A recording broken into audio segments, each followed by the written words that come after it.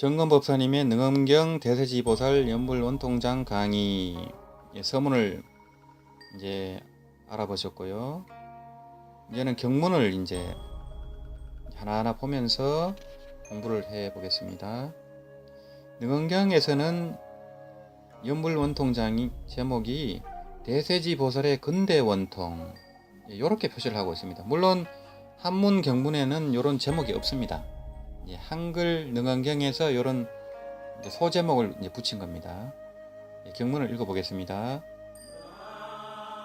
대세지 법왕자가 그 동륜 52보살과 함께 곧 자리에서 일어나 부처님 발에 정례하고 부처님께 고하여 말하기를 제가 기억을 해보니 옛날 항아 모래수와 같은 급의 부처님이 세상에 나오셨으니 그 부처님 명칭이 무량강이시며,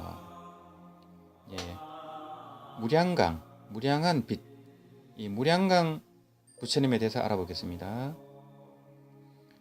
모든 부처님과 보살들은 숙명통을 갖추셨기 때문에 과거 무량 천만억급의 일을 기억하심이 마치 눈앞의 것을 보는 것과 같다. 그러므로 법화경에서 부원급 전의 일이 마치 오늘의 일 같구나 라고 하셨습니다. 무량강불은 무량수경에 의하면 아미타불이라고 칭하셨고, 무량강불, 무병강불, 무예강불, 무대강불, 염왕강불, 청정강불, 한의강불, 지혜강불, 부단강불, 난사강불, 무칭강불, 초일월강불이라고도 하셨습니다. 강명의 이름을 12가지로 나누어 부르셨습니다. 아미타불 한 가지 이름이 12가지 강명을 갖추신지라 12가지 강명이 모두 아미타불 한 가지 이름에 포함되어 한 가지도 빠뜨림이 없습니다. 왜 그런가? 범어의 아미타는 무량각입니다.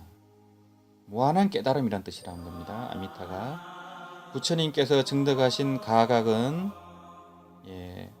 수행의 결과로 얻어진 깨달음, 구경각은 원만 강대하여 한 법도 포함하지 않음이 없고 모든 법을 포함하여 한 법도 빠뜨림이 없습니다. 이것을 읽어보면 대세지 보살이 과거 무량겁전에 배운 적이 있던 12열애는 바로 지금의 아미타불임을 알 수 있습니다. 아미타불은 강명이 무량하여 시방세계를 걸림없이 비추시니 그러므로 무량강불이라고 부릅니다. 우리 사바세계에서는 해와 달의 빛이 가장 강대하여 능히 사대부주를 비추나, 사대부주는 동성신주, 남선부주, 서우하주, 북구로주를 말합니다. 우리 이제 사바세계는 남선부주에 소속이 되어 있습니다. 아미타불의 강명은 해와 달의 빛보다도 100천만억 배나 더 밝다. 그런 거로 초일월강불이라고 한 것입니다. 말하자면 이제 해와 달의 빛을 초월하는 강명을 가진 부처님, 이런 뜻이 초일월강불의 뜻입니다. 그 다음 경문을 읽어보겠습니다. 12열애가 1급 동안 계속하여 나셨는데 그 최후 부처님의 이름이 초일월강이시더이다. 주석을 보면요. 대세지 보살께서 과거급 중에 배운 12열애는 1급씩 서로 이어가며 성불하셨는데 그 최후의 부처님의 이름이 초일월강불이며 그 부처님께서는 바로 이 연불법문을 보살에게 열어 보이셨다는 겁니다. 그 열어 보이신 연불법문은 치우치지 아니하고 원만하며 단박에 깨달으며 곧바로 질러가는 법문이며 매우 깊으며 절실히 중요한 법문입니다.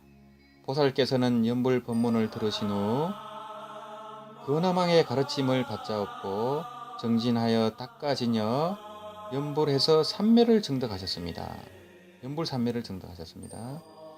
이 본장의 경문은 바로 대세지 보살께서 대자비로 석가모니 부처님께 자신의 과거급 중에 발심 수행한 인연과 연불 삼매를 얻은 내력을 고백하는 부분입니다. 오직 이 연불 법문만이 원만하고 단박에 깨치며 곧바로 질러가는 길이며 간편하여 닦기가 쉽고 일체의 법문보다 뛰어난 법문입니다. 보살께서 이미 이와 같이 자비로 사바세계에 강림하심은 중생을 우려하며 타일러서 애절하게 인도하여 중생으로 하여금 연불 법문에 깊이 들어가게 하기 위함입니다. 우리가 지금 연불 법문을 만난 것은 가히 우리들이 과거세에 뿌린 종자의 청량한 직접적인 원인 및 참다운 간접 원인의 결과임을 알 수 있습니다. 여러분은 마땅히 공경하는 마음으로 대세지 보살께서 자비로 내려주시는 법문을 받아지녀 부지런히 닦고 익혀야 할 것입니다. 이 정감법사님의 주석입니다. 그 다음 경문을 읽어보겠습니다. 저 부처님께서 저에게 연불산매를 가르치시되 비유컨대 어떤 한 사람은 전적으로 생각을 하고 한 사람은 전적으로 잊어버리면 이와 같은 두 사람은 만나도 만나지 못하고 보아도 보지 못하나 두 사람이 서로 생각하여 두 생각하는 마음이 간절하면 내지 이 생에서 저 생으로 이르도록 형상의 그림자가 따르듯이 서로 어긋나지 아니하리라. 이번에는 요 연불산매에 대해서 주석을 한번 보겠습니다. 여기서는 연불 원통이 처음 공부 단계에서는 낮은 데서부터 깊은 데로 나아가게 하고 나중 공부의 종점 단계에서는 닦아 익힘이 지극하여 닦아 익힘이란 바로 혼수를 말합니다.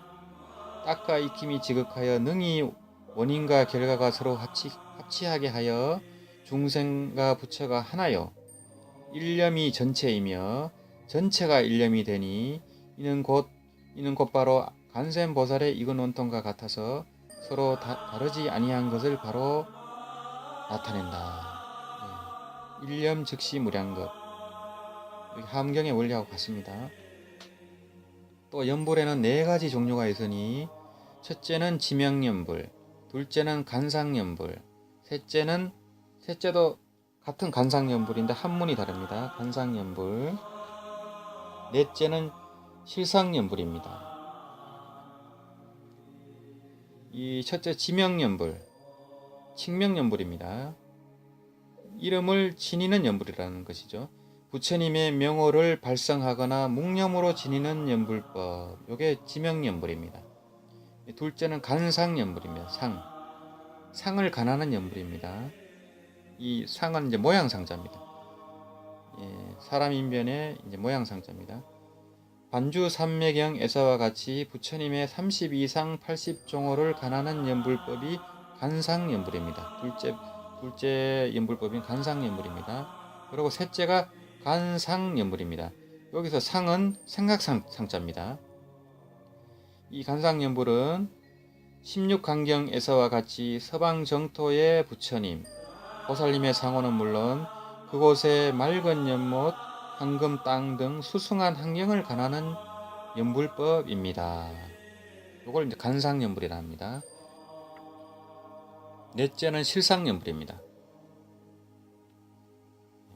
실상연불을 할 때 실상은 진여실상이라 할 때 실상입니다. 자신의 마음이 바로 부처임을 간하는 연불법을 실상연불이라 합니다. 이 4가지 연불을 모두 연불산매라고 합니다. 왜냐하면 수행 방법은 다르지만 결과는 꼭 같기 때문에 모두 연불산매라고 하는 것입니다. 또 연불산매는 모든 산매 중의 왕이며 모든 산매를 능히 통솔하여 거두어 드립니다. 연불하여 염이 일심불란의 경지에 이르면 바로 연불산매를 이룹니다.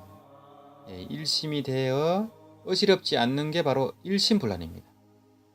일심불란은 바로 정정이요 정수이기 때문입니다. 이제 정정이란 바를 정자, 이제 선정할 때 정자입니다. 바른 선정이요 정수, 바른 수용이기 때문입니다.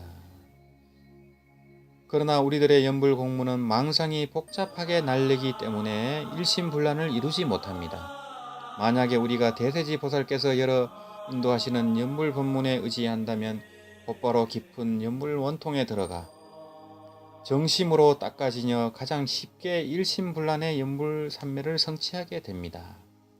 여기서 정심이란 선정의 마음을 말합니다. 선정정자 마음심자. 정심이란 잡념과 혼란이 없이 집중되고 평정된 마음을 말합니다. 이것을 이제 선정의 마음이라고 합니다. 정심. 그 다음 경문을 읽어보겠습니다. 두 사람은 만나도 만나지 못하고 보아도 보지 못하나 두 사람이 서로 생각하여 두 생각하는 마음이 간절하면 내지 이 생에서 저 생으로 이르도록 형상의 그림자가 따르듯이 서로 어긋나지 아니하리라. 요 경문입니다. 요 경문에 대해서 정금 법사님의 주석을 보겠습니다. 부처님께서 말씀하시되 일체 중생은 모두 불성을 갖고 있으며 터럭만큼의 모자람도 없다고 하셨습니다. 만약에 중생이 진실로 연불하여 서방 정토에 왕생하기를 구한다면 그러한 중생은 미래세에 모두 다 성불할 수 있습니다. 다만 중생이 미혹하고 전도되어 일체 중생의 아버지이신 부처님을 멀리하고 달아나 사바세계 오탁 악세의 고해에 빠져서 세세생생토록 무량한 고뇌를 받으며 지금에 이르러서도 쉴 날이 없습니다. 부처님께서는 이러한 중생들을 가엾게 보시어 언제라도 잊거나 버리지 아니하십니다. 왜냐하면 자식으로 보니까요. 그래서 법화경에서는 부처불자 아들자자 불자라고 합니다. 그래서 우리가 불자라는 말이 부처님의 아들, 딸이란 뜻입니다. 꼭 그렇게 생각해야 됩니다. 새끼 부처란 뜻입니다. 왜 그러냐면 우리 본래 성품, 참마음이죠. 이 진여일심은 본래 깨달아 있다는 겁니다. 본래 성불에 있다는 겁니다. 그런데 우리가 무명 속에 번뇌, 망상, 집착에 무명에 가려가지고 그 부처님의 지혜 덕상을 망각하고 산다는 겁니다. 그래서 우리가 이제 주머니 속에 보배를 두어서도 모르고 살아가는 거지 이야기가 있지 않습니까? 법화경에. 그러고 자기가 왕의 자식인데 이제 길을 잃어버려 부모로부터 잃어버려 가지고 자기가 거진 줄 알고 살아가는 그 탕자의 비유가 있습니다. 법화경에. 그래서 나중에 아버지가 아들을 알아보고 이렇게 하인으로 부려가지고 점점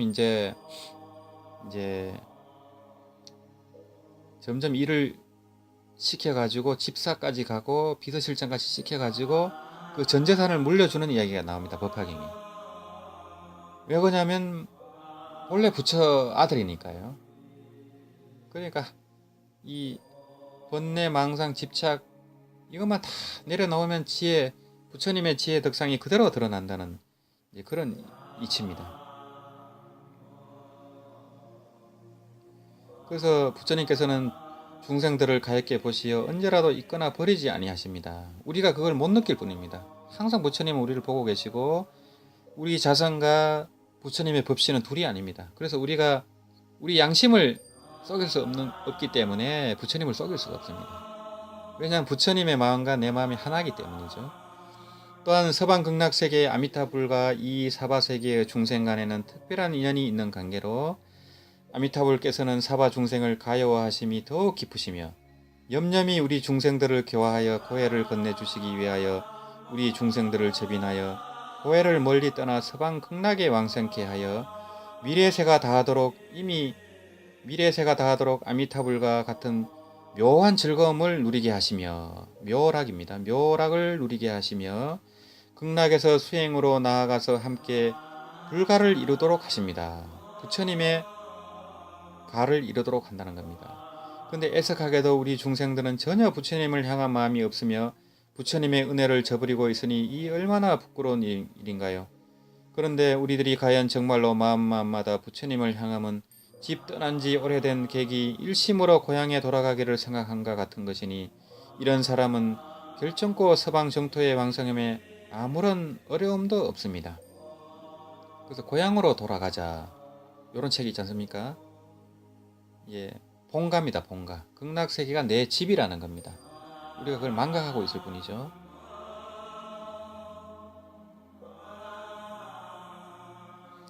이것은 두 사람이 서로 생각하여 제대로 합치된 경우이며 또한 두 사람이 서로 깊이 생각하는 경우이다. 그러니까 부모와 자식이 같이 생각해야만 된다는 겁니다. 이 부처님은 우리를 자식처럼 생각하는데 우리는 부처님을 망각하고 산다는 거예요. 부모를 망각하고 산다는 겁니다. 자기가 고한 줄 알아요. 거지인 줄 알아요. 왕의 아들인데 자기가 왕자인데 거지로 안다는 겁니다. 이런 사람은 금생에만 부처님과 서로 가까이 있게 될 뿐만 아니라 세세생생에 결정코 서로 어긋나지 않는다. 우리들은 모름지기 서로 어긋나지 않는 것의 효력은 전적으로 오로지 부처님만을 생각함에 달려 있으며 그에 의하여 막대한 이익을 얻는다는 것을 알아야 한다. 여기서 막대한 이익이라는 것은 이제 윤회를 벗어나 왕생극락하는 것입니다. 말하자면 생사해탈하여 무경성불을 하여 중생제도까지 할 수 있다는 이런 막대한 이익을 얻을 수 있다는 겁니다.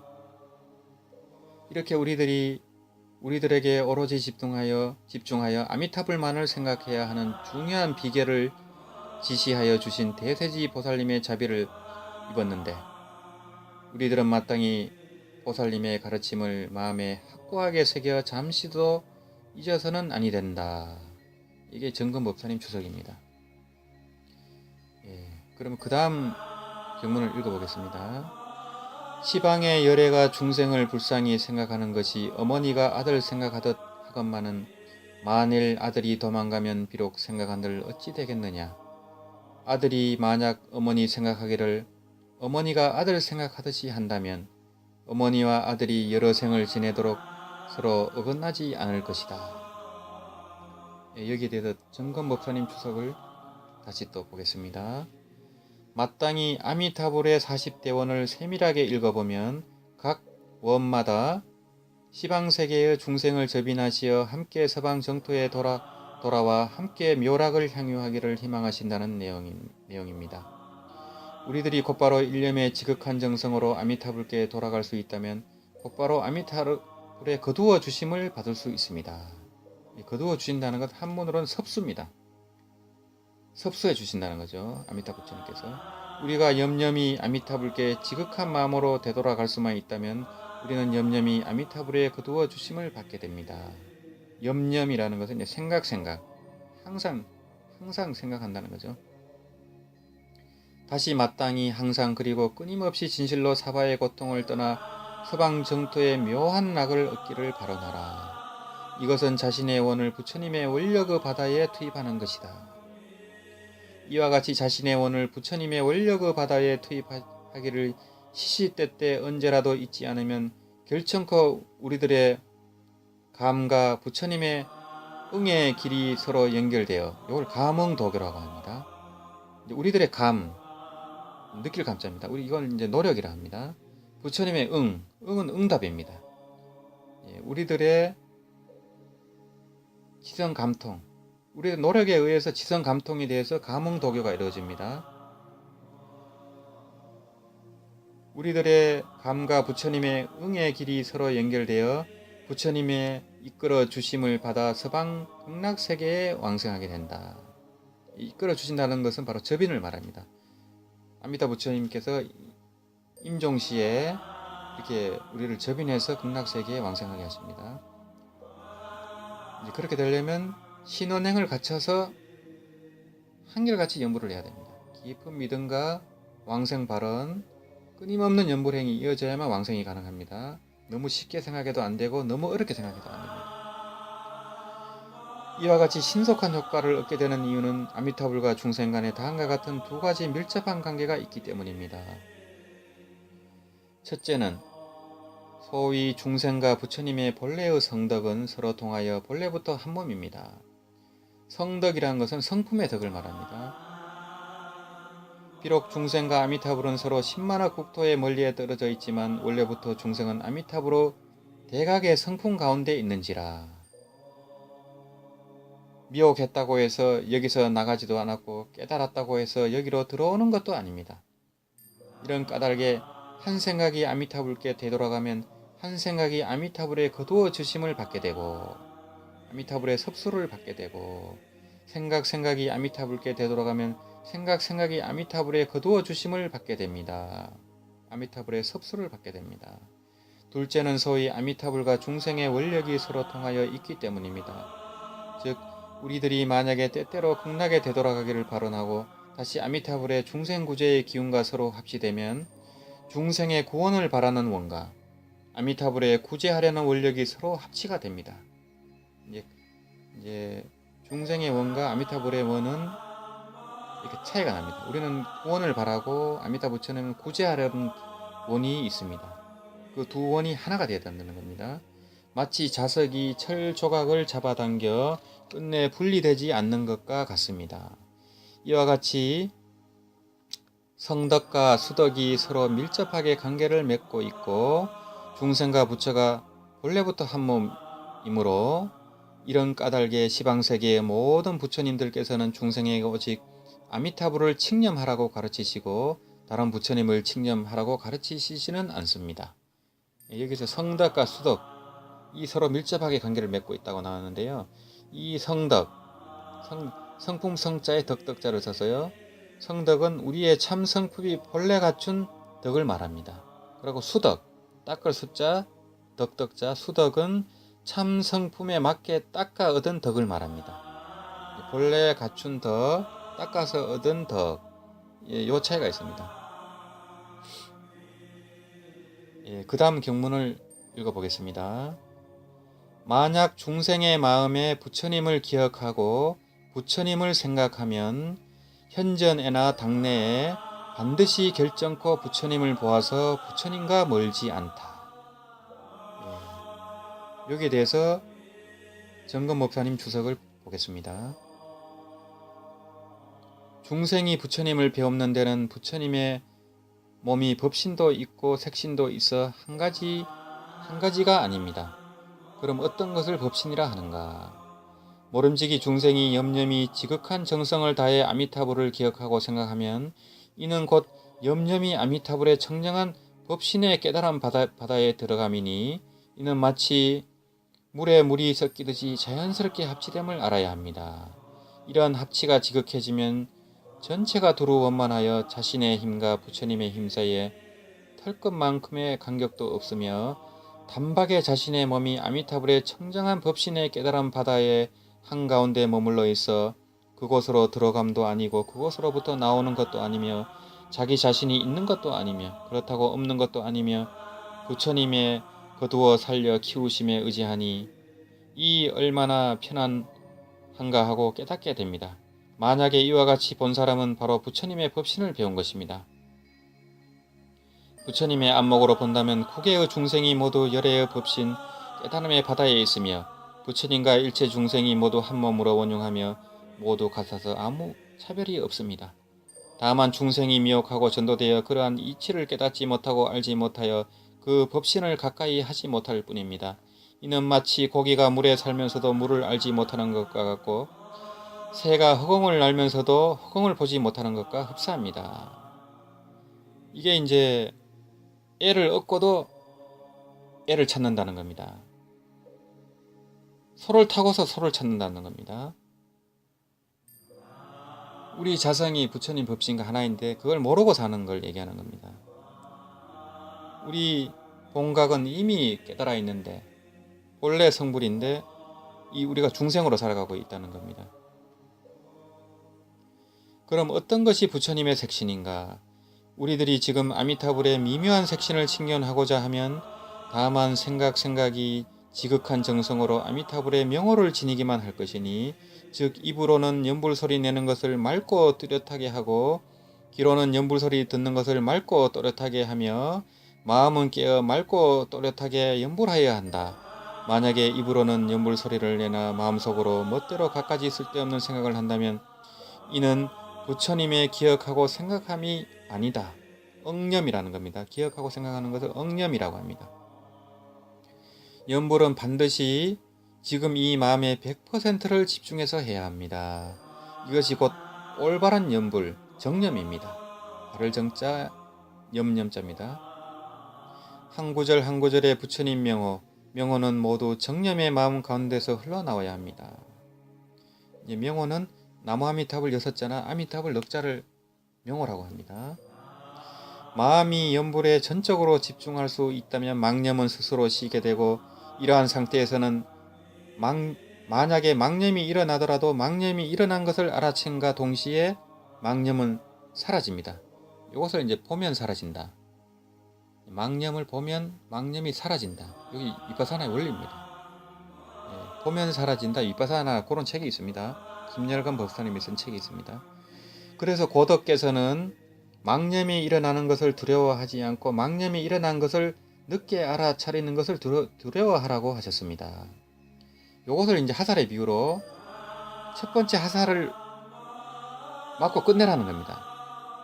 근데 망념이 일어났구나, 망념을 없애야지 하면 두 번째 화살을까지 맞아버려요. 그래서 바로 망념이 일어났을 때 망념이 일어났구나 알고서 바로 연불로 넘어가야 됩니다. 그러면 두 번째 화살 안 맞습니다. 그래, 망념이 일어난 걸 두려워하지 말고 알아차리는 게 중요하다는 겁니다. 위파사나를 해야 된다는 겁니다. 망념이 일어나는 순간 바로 알아차리면 망념이 사라지게 됩니다. 보면 사라집니다. 그러면 두 번째 화살 안 맞습니다. 굉장히 중요한 원리니까요. 만약에 우리가 올바른 연불을 하지 못하고 있더라도 역시 마땅히 시시때때로 아미타불의 명호를 기억하여 잡들이고 생각하여 잡들이어 잊지 않도록 해야 합니다. 설사 아미타불의 명호를 잊었다고 하더라도 다시 연불하려는 생각을 일으켜야 합니다. 만약에 우리가 능히 하루 24시간 중에 항상 나무아미타불 6자 큰 이름을 마음에 기억하여 그렇게 오래 연불하면 반드시 익숙하게 되어 염염이 아미타불의 명호를 잊지 않게 됩니다. 이는 우리들이 세상의 중요한 일을 마치지 못하면 그 일이 마음속 깊이 새겨져 아주 늦은 밤 꿈속에서도 잊지 못하는 것과 같습니다. 우리가 연불을 함에 있어서도 이와 같이 해야 합니다. 하물며 연불이 오로지 생사를 벗어나는 제1대사를 위한 것임에랴. 여러분이 과연 이와 같이 연불을 중시하여 언제나 부처님을 기억하고 생각한다면 우리들은 결정코 부처님을 배울 수 있으니 혹은 바로 지금 혹은 미래의 부처님을 배울 수 있습니다. 소위 현재 부처님을 뵙는다는 것은 혹은 꿈속이나 혹은 정중에 선정 중에 혹은 진부를 배웠거나 혹은 부처님 초상을 배우는 것을 말합니다. 이제 꿈속에서나 산매 속에서 부처님을 칭견한다. 반주산매 같은 경우도 분립산매라고 해서 눈앞에 부처님이 나타나는 산매를 분립산매라고 합니다. 그래서 이제 산매 속에서 아미타 부처님을 보거나 꿈속에서 아미타 부처님을 칭견하는 분들은 왕생이 결정됩니다. 그걸 이제 현생 불태라고 하죠. 그 정도로 깊이 연불한 분들은 임종시 이제 왕생을 걱정할 필요가 전혀 없게 되는 것입니다. 그래서 이 연불 행자는 삼매현전을 목표로 해야 됩니다. 왕생하는 데는 꼭 삼매가 필요한 건 아니지만은 삼매를 목표로 하면 왕생은 아주 쉽기 때문입니다. 반드시 그렇게 해야 됩니다. 우리가 서울 가려면 서울을 목표로 해야 되지. 중간에 대전 대구 이렇게 목표로 하면은 삼천포로 빠질 수가 있어요. 그래서 항상 연불은 삼매를 목표로 해야 됩니다. 그래서 발보리심 일항전념 아미타불, 일심칭명 아미타불입니다. 일심으로 칭명해야 되고 일항전념해야 됩니다. 그거는 삼매를 목표로 한다는 겁니다. 삼매를 목표로 하면 삼매를 못 이루더라도 왕생을 하게 되는 겁니다. 반드시 그렇게 생각하셔야 됩니다.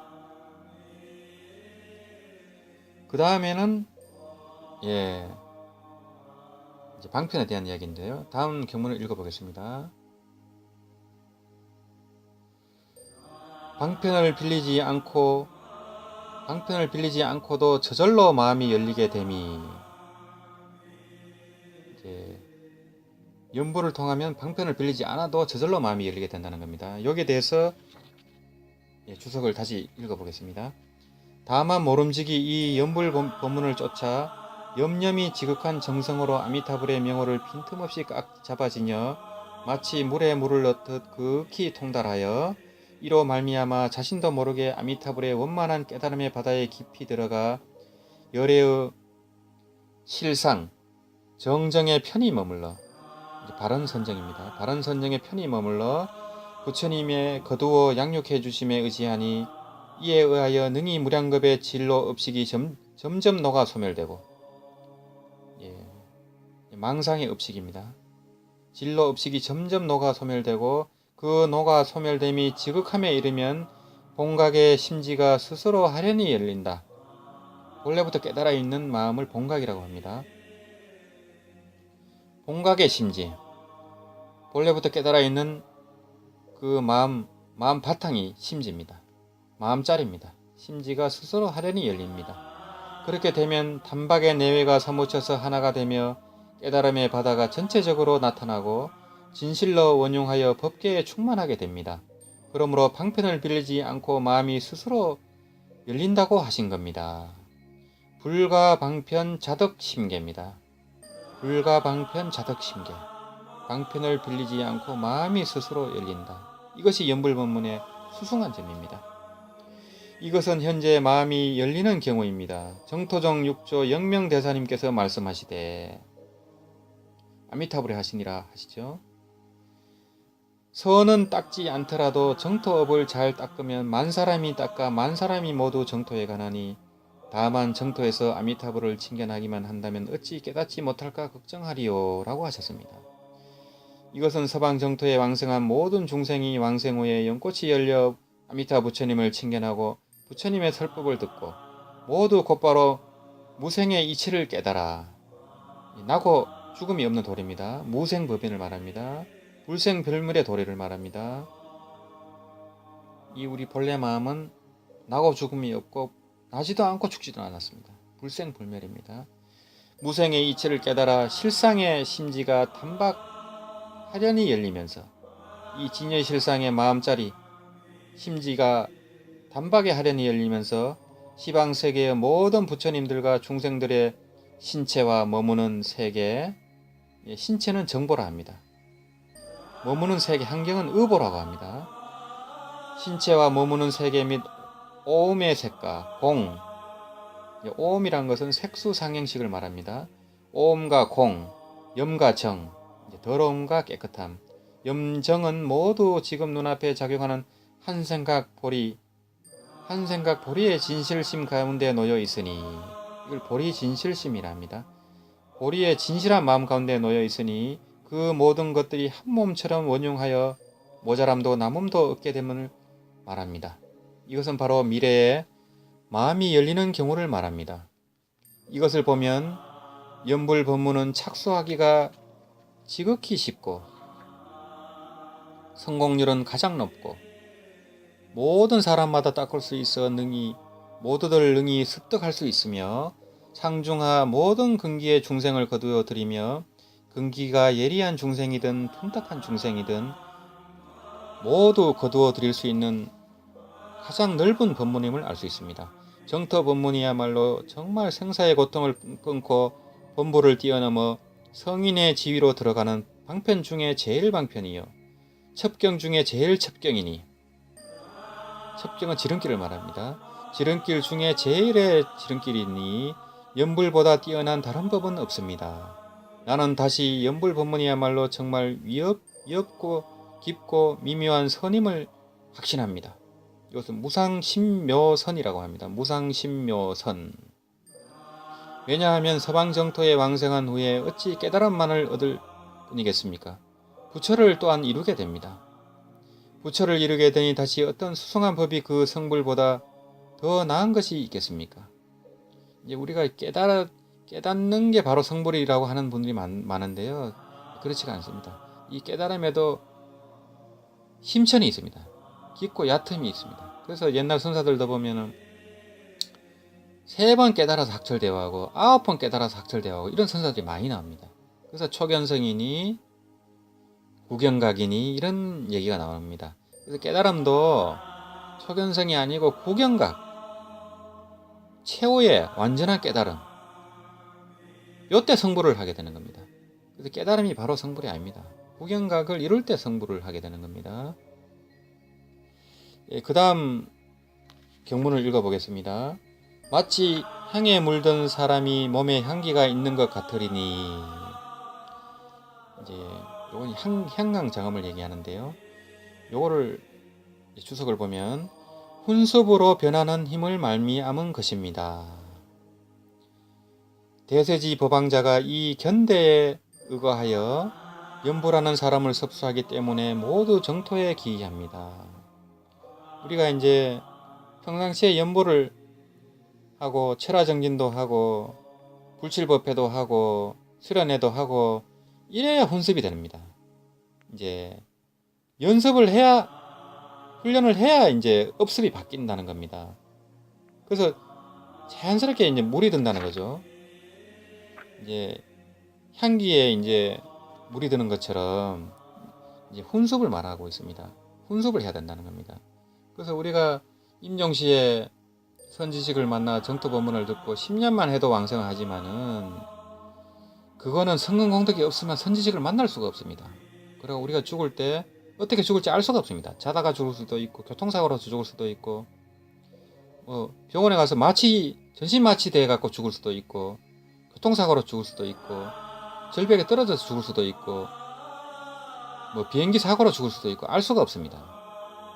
그것은 요행일 수도 있는 겁니다. 그래서 우리가 평상시 자기 힘으로 연불에 혼섭을 닦아야 된다는 겁니다. 그래야면 자연스럽게 아미타 부처님 접인을 받아서 갈 수가 있겠죠. 예, 그 다음 경문을 읽어보겠습니다. 마치 향에 물든 사람이 몸에 향기가 있는 것 같으리니 이것을 향강장엄이라 이름한다고 하더이다. 향기 향자 빛강자, 장엄하다 할 때 장엄입니다. 향강장엄이다. 여기에 대해서 주석을 또 보겠습니다. 이 향강장엄은 이제 유막형에도 자세히 나옵니다. 이게 굉장히 중요한 법문이고 깊은 법문이기 때문에 주석이 상당히 깁니다. 여기서는 정건법사님 주석이 아니고 선화상인의 능언경 강설에 나오는 주석을 제가 이제 소개하겠습니다. 이 한강정음, 이 비유는 사람으로 하여금 낮은 데서부터 시작하여 깊은 데로 나아가서 궁극적으로는 구경의 지위에 도달하게 함을 말합니다. 왜냐하면 가령 우리가 만약 마음을 거두어 염불하지 아니하면 필경에 중생을 염하게 되고 정토를 염하지 않으면 결청코 사바를 생각하게 됩니다.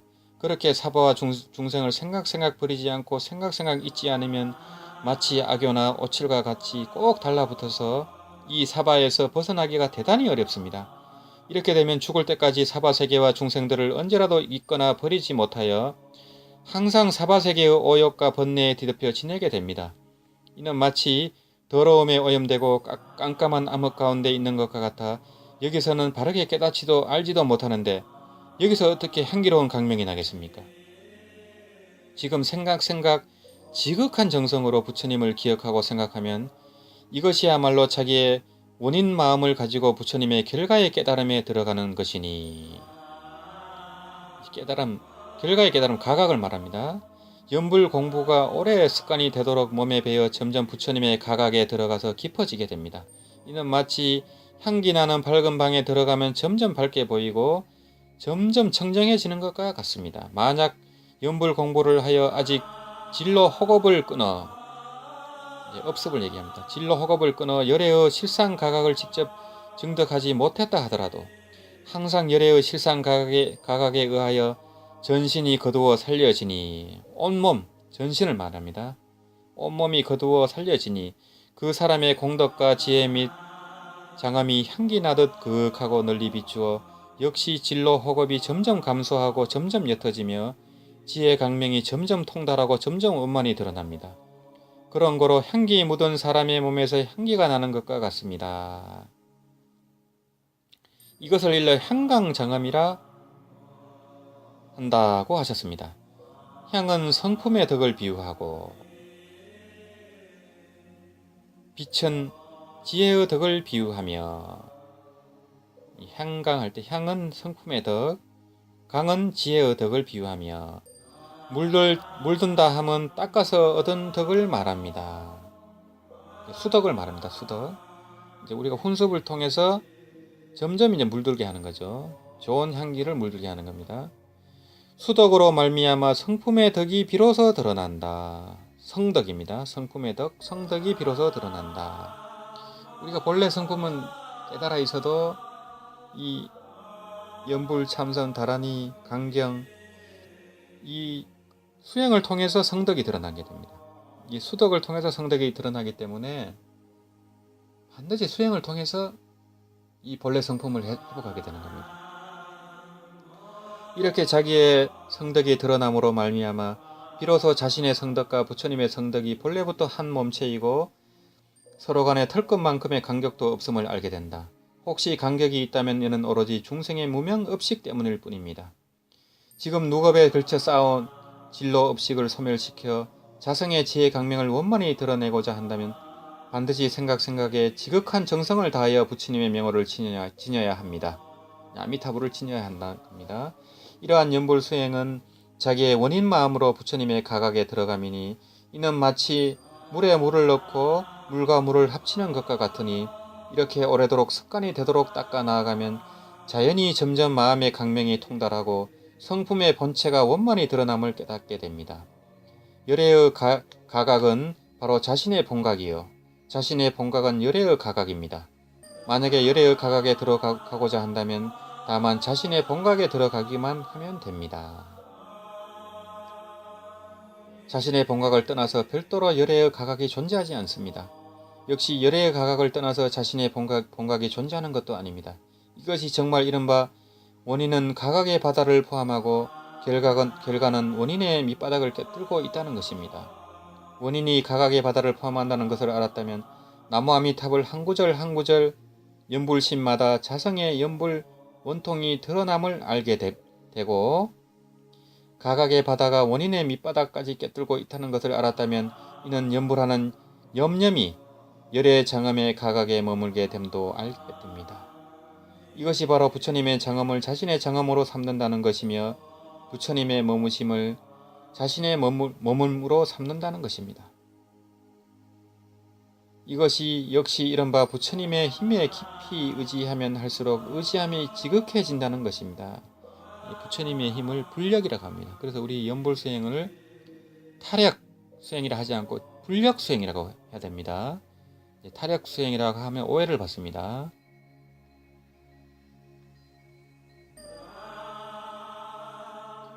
다만 연불 법문을 수긍하고 받아들여 애써 닦아서 각자가 그 공부를 헛되게 하지 아니하면 가까이 현생에는 단박에 깨닫게 되고 멀리 장래에는 서방 정토에서 필히 깨닫게 됩니다.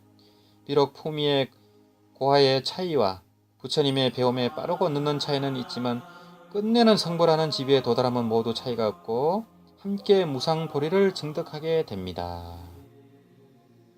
여기까지는 정건법사님 주석입니다. 그래서 이제 그 성불하는 지위의 고하가 있고 늦고 성불하는 빠르고 늦는 차이가 있지만 결국에는 성불하기 때문에 또 평등하다는 겁니다.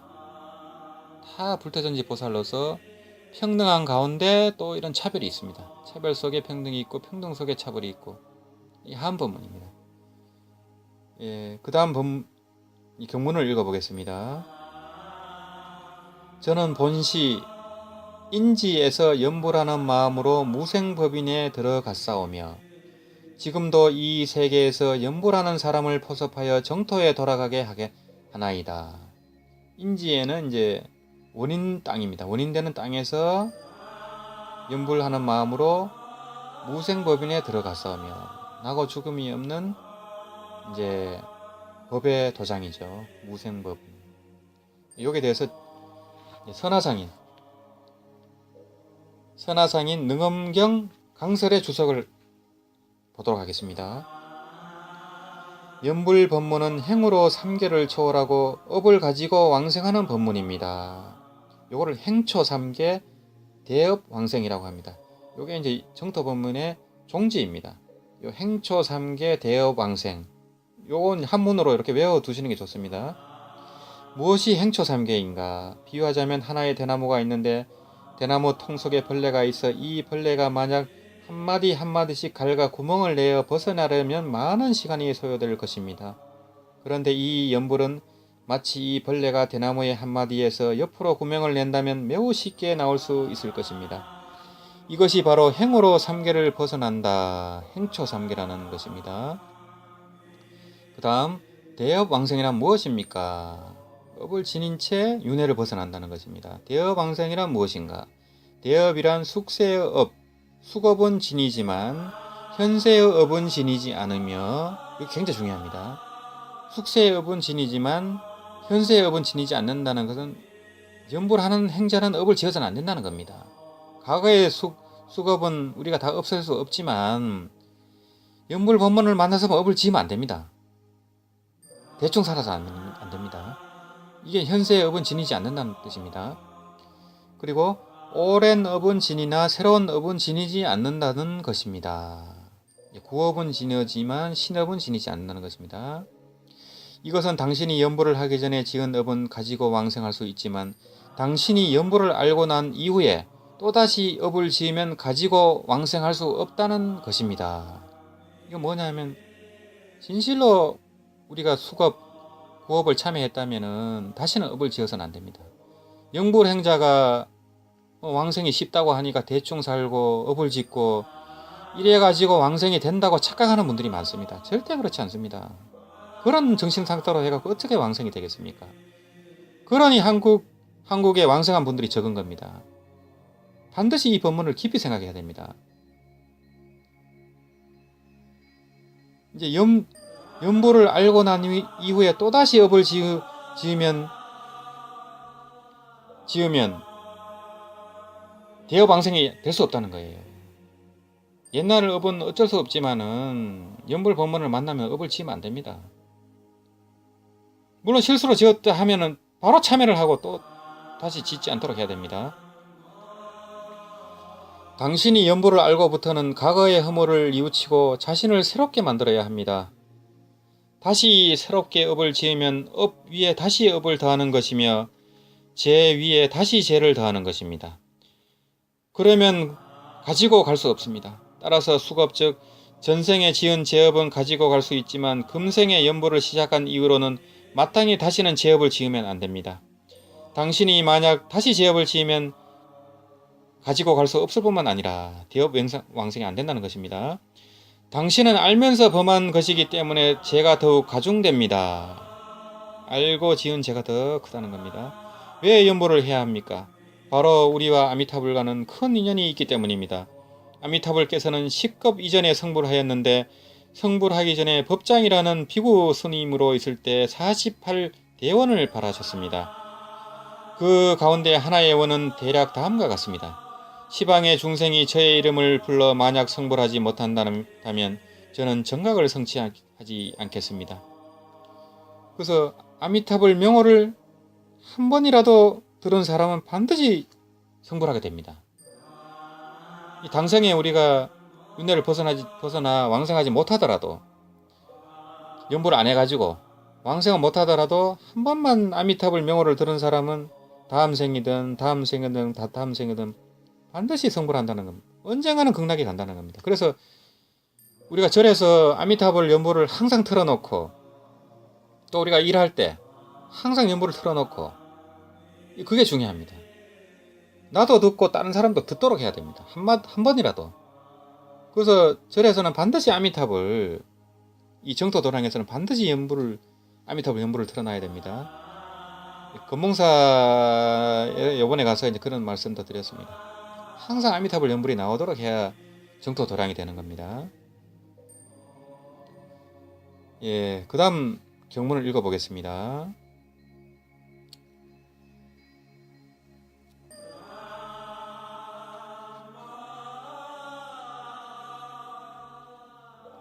부처님께서 원통을 물으시니 저는 어느 곳도 선택함이 없고 육군을 모두 포섭하여 청정한 생각이 항상 계속 이어져서 사마지를 얻는 것이 제일이 되겠나이다.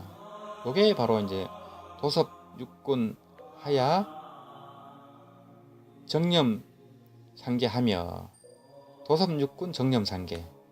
요거를 이제 또 주석을 한번 보겠습니다. 이거는 각성스님의 대세지 보살 연물 원통장 서문이란 이제 글로 제가 소개를 하도록 하겠습니다. 육군을 도섭하는 연불법은 이제 도섭이라는 것은 모두 추스린다는 것입니다. 모두 이제 추스린다는 것입니다. 육군을 도섭하는 연불법은 이건도 그 속에 될 뿐만 아니라 연불을 생멸심으로 하지 않고 중생심으로 하지 않고 이런 뜻입니다. 연불을 생멸심으로 하지 않고 반문 공부와 같이 불생멸심으로 하면 아무런 손색이 없습니다. 반문 공부라는 것은 반문 문자성, 듣는 자성을 돌이켜 해강반조하는 공부입니다. 해강반조를 얘기합니다. 반문 공부와 같이 불생멸심으로 하면 아무런 손색이 없습니다. 이 불생멸심이라는 것은 생멸하는 마음이 아닙니다. 이제 망상이 아니고 시비분별 망상이 없는 마음입니다. 무망심입니다. 무망심이 바로 무념입니다. 무념이라 하니까 뭐 아무것도 없는 목석같이 이렇게 생각하는데 무념이란 망심이 없는 걸 무념이라 하고 무심이라 합니다. 시비분별 망상이 없는 마음입니다. 청정한 마음을 무생멸심이라 합니다. 생멸이 없는 마음이죠. 무생멸심, 불생멸심이란 말 이렇게 얘기합니다. 기타의 경가론에서 부처님과 보살께서 연불법을 가장 주창하셨고 또한 시방 3세의 모든 부처님께서 강장설로 말씀하신 것을 보면 저절로 수긍이 되고도 남습니다. 발심수도는 성불함이 목적이고 십법계에서도 불법계가 가장 으뜸이니 부처님 법계를 얘기합니다. 불법계. 연불하여 부처님을 칭견하고 성불하는 것이 곧 대원통을 얻는 것입니다. 그러므로 대세지 보살의 연불원통이 이건 원통보다 못하다는 분별심을 내지 말고 간센보살과 대세지보살이 함께 극락정토의 아미타불을 보좌하시는 좌우보초이시며 그 법이 둘이 아님을 알아서 수행하면 됩니다. 경에서 말세에는 수많은 억의 억입니다. 수많은 사람이 도를 닦아서 얻지 못해도 오직 연불에 의하여 도를 얻고 제도받는다 하는 부처님 말씀을 깊이 믿어야 합니다.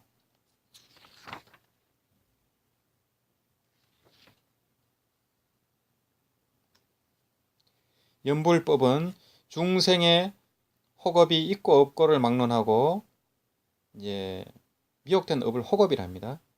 혹업이 남아있는 그대로 정토에 나서 가장 빨리 성불하는 최상승법입니다. 여기까지가 도섭 육군에 대해 설명입니다. 그 다음에 이제 정념상계입니다. 청정한 생각이 항상 이어져서 이런 뜻입니다. 정념상계.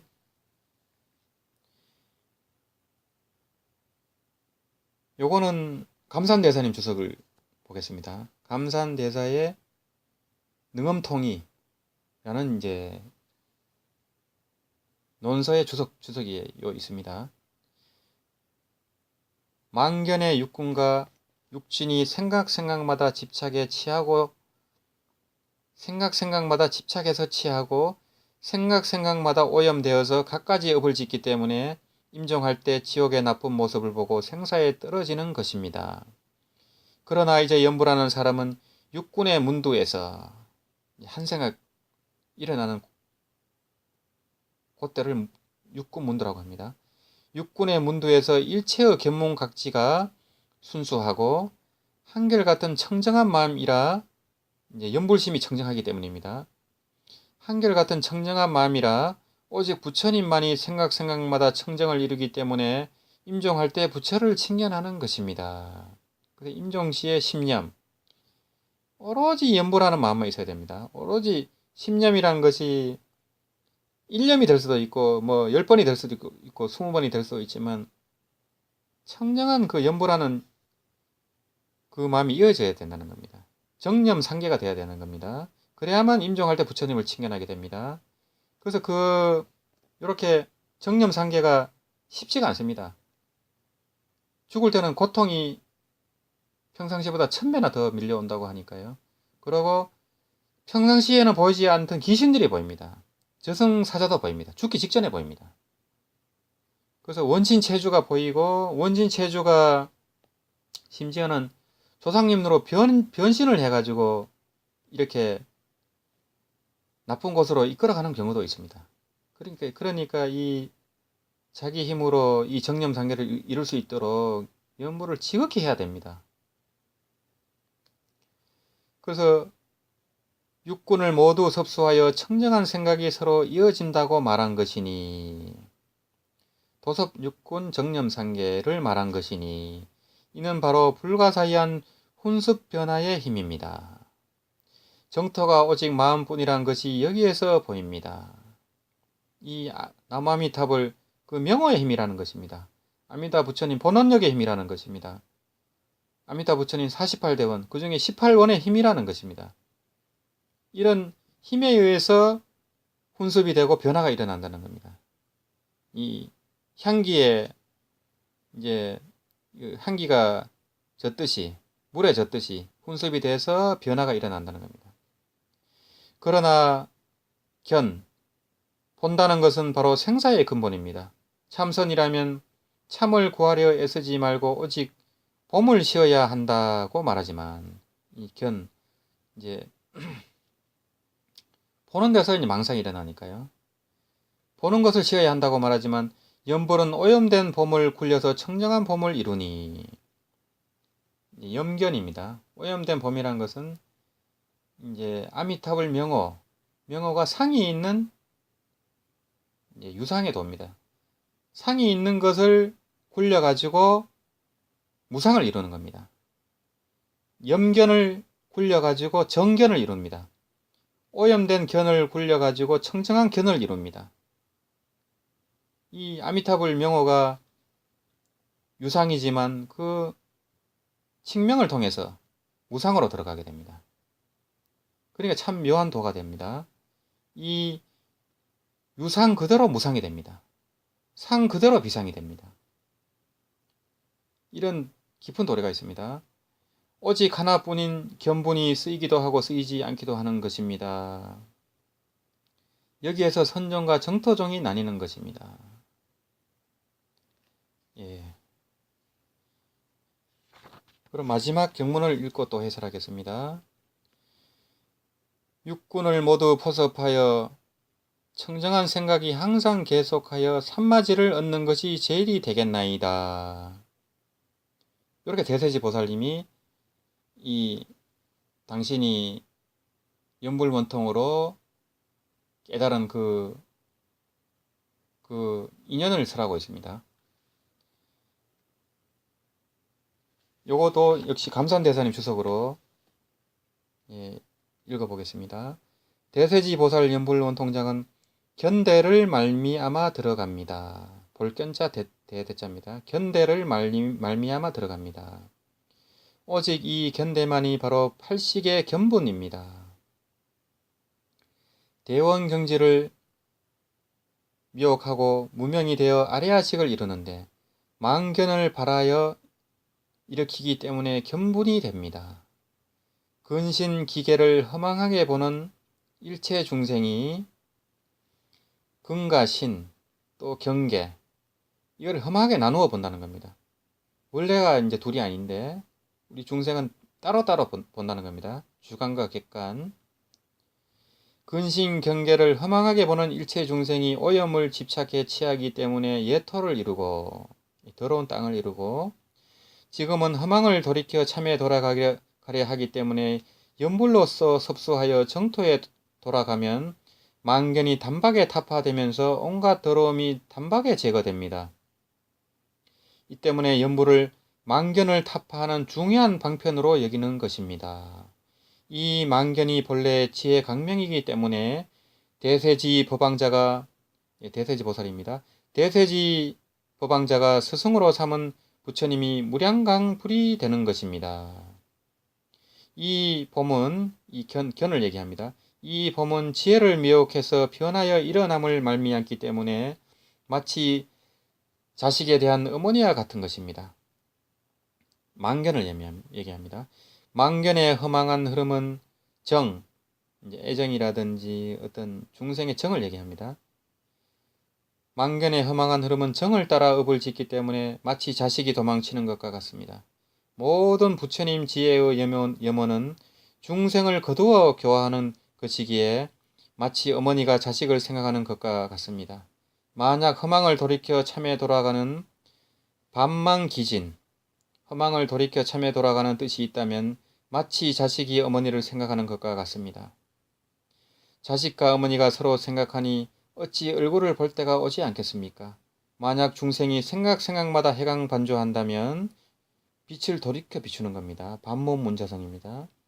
만약 중생이 생각마다 해강반조한다면 자기 마음의 부처를 보지 못함이 없을 것입니다.